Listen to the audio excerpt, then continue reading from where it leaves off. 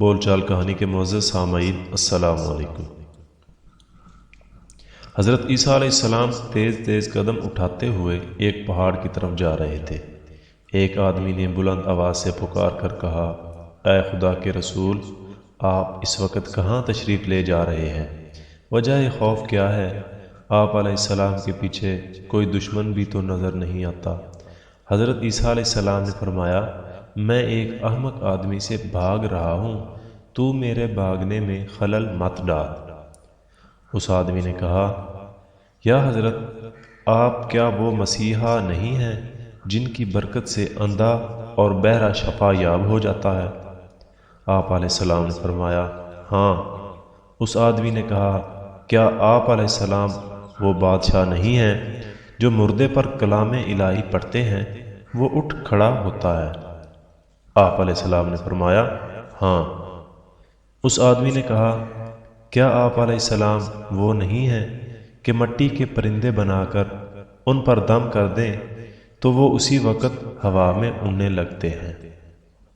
آپ علیہ السلام نے فرمایا، بے شک میں وہی ہوں۔ پھر اس شخص نے حیرانگی سے پوچھا کہ اللہ تعالیٰ نے آپ علیہ السلام کو اس قدر قوت عطا کر رکھی ہے تو پھر آپ علیہ السلام کو کس کا خوف ہے؟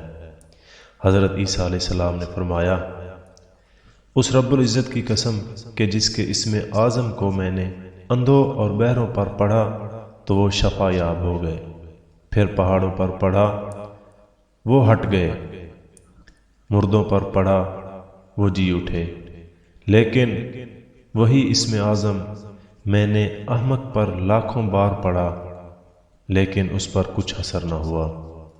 اس شخص نے پوچھا، یا حضرت، یہ کیا ہے کہ اسم اعظم اندھوں، بہروں اور مردوں پر تو اثر کرے لیکن احمق پر نہیں اثر کرتا؟